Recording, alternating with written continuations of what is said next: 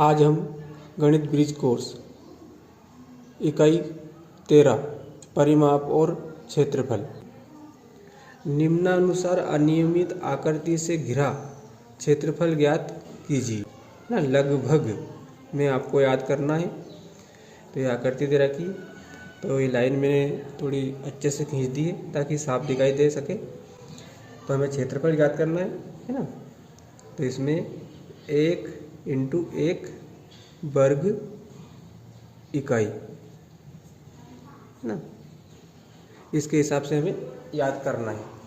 तो इन कॉलम को गिन लेंगे हम। देखो 1 2 3 4 5 6 7। तो ये जो पूरे पूरे कॉलम है ना, इस प्रकार से ये एक कॉलम हो गया। इसी प्रकार बहुत सारे कॉलम है, इसमें टोटल हैं 181। उसके बाद में देखो आधे अधूरे, ये 1 2 3 4 है ना, ये 5 6 7, ये आधे अधूरे हैं 56। तो 56 के आधे कर लेते हैं हम। टोटल तो है 181 इसमें के पूरे, ठीक है। और आधे अधूरे वाले हैं 56। तो इसको दो भागों में बांट लेते हैं। 2 दूनी 4, 2 8 16, 28 हो जाएंगे। 1 और 8 9, 8 और 2 10 की 0 हासिल आया 1, 1 और हासिल का 1 209। तो इसमें टोटल कितने 209 के लगभग क्षेत्रफल हो जाएगा इसका। क्षेत्रफल 209 वर्ग इकाई। और लगभग भी लिख देंगे हम, लगभग। कार्यपत्रक 5 का दूसरा है अनियमित आकृति के धागे की सहायता से परिमाप ज्ञात कीजिए। लगभग प्रयोग हेतु आवश्यक सामग्री है धागा। तो इसका परिमाप हमें याद करना है, ठीक है, धागे की सहायता से। तो इसको हम यहाँ से धागा से नाप लेते हैं। निशान से हम नापेंगे इसको, ठीक है। यहाँ पर निशान पर रख लेते हैं हम सबसे पहले, फिर उसके बाद में देखो इस तरह से नापना है हमें, ठीक है।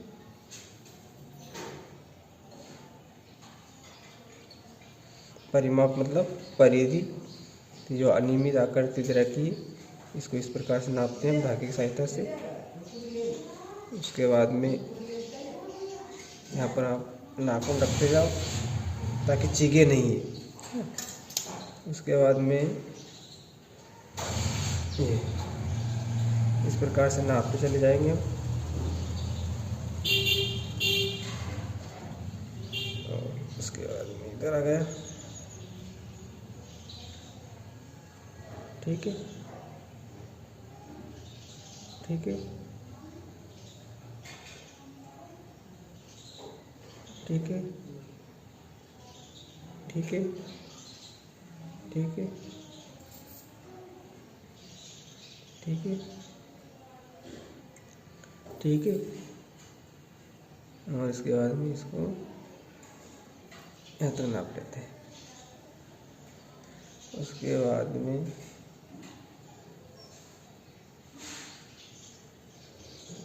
ठीक है, ठीक है,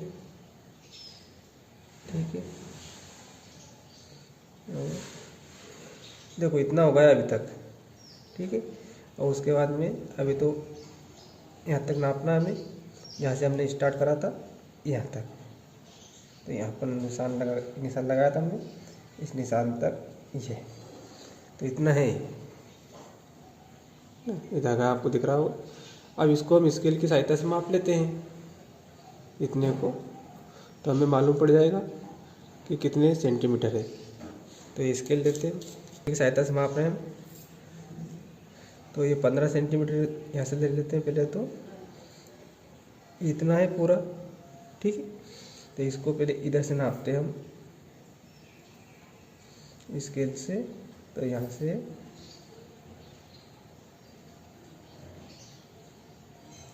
15 सेंटीमीटर होगा यहाँ तक, ठीक है। अब इसको यहाँ पकड़ लेते हैं।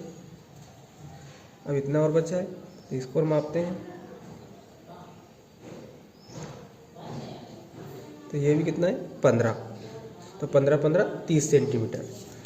तो इसका जो परिमाप है कितना आ जाएगा 30 सेंटीमीटर। तो यहाँ लिख देंगे हम परिमाप बराबर 30 सेंटीमीटर लगभग। लगभग जरूर लिखें ना, 30 सेंटीमीटर के आसपास इसका परिमाप है ना। अधिगम परीक्षण, परिमाप और क्षेत्रफल। प्रश्न क्रमांक 1 है परिमाप ज्ञात करें। तो देखो आप है ना, इसको हम नाप लेंगे। ये कितने 4 सेंटीमीटर, ये 5 सेंटीमीटर ये भुजा, और ये है 6 सेंटीमीटर।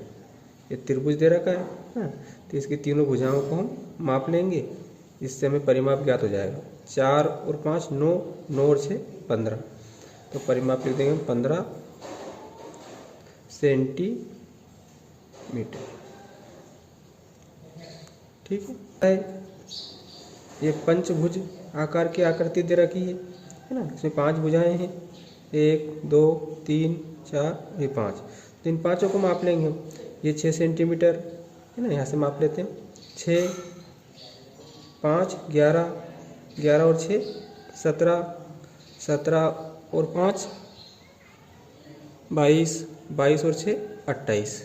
तो परिमाप कितना जाएगा 28 सेंटीमीटर। पहले भी कर चुके हैं हम ऐसे सवाल। क्रमांक 2 है छायांकित व अछायांकित भाग का क्षेत्रफल ज्ञात कीजिए, जहाँ प्रत्येक वर्ग 1 गुणा 1 इकाई वर्ग है। तो छायांकित भाग का हमें क्षेत्रफल ज्ञात करना है पहले। तो छायांकित भाग देखो, ये छायांकित भाग है ना, 1 गिन लेंगे इन्हें हम। 1 2 3 4 5 6 7 8 9।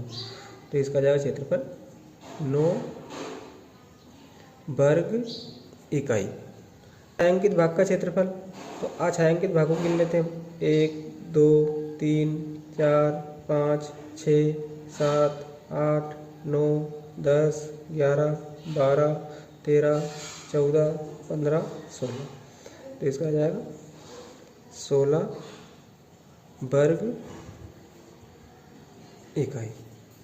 प्रश्न क्रमांक 3 है क्षेत्रफल तथा परिमाप ज्ञात कीजिए।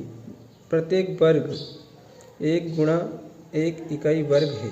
देखो परिमाप दे रखा है, तो यहाँ परिमाप कितना आएगा 24 इकाई, और क्षेत्रफल कितना आएगा 21 वर्ग इकाई। माप है ना, जो आसपास की जो बॉर्डर है इसको परिमाप कहते हैं। तो हम यहाँ से स्टार्ट करते हैं। 1 2 3 4 5 6 7 8 9 10 11 12 13 14 15 16 17 18 19 20 21 22 23 24। तो परिमाप हुआ है 24 इकाई। अब क्षेत्रफल नाप लेते हैं। देखो क्षेत्रफल मतलब अंदर का, तो 1 2 3 4 5 6 7 8 9 10 11 12 13 14 15 16 17 18 19 20 और 1 21। तो क्षेत्रफल कितना हो जाएगा 21 वर्ग इकाई। प्रश्न क्रमांक 4 है अनियमित आकृति का परिमाप धागे की सहायता से ज्ञात कीजिए। लगभग है ना, तो इसमें धागे की सहायता से हमें परिमाप ज्ञात करना है। तो धागा लेंगे और धागे से हम इसको मापेंगे। तो हम यहाँ से मापेंगे, तो यहाँ से निशान लगा लेते हैं हम। उसके बाद धागा लेकर उसका एक किनारा यहाँ से लेकर इस तरह से ना मापते चले जाएंगे हम।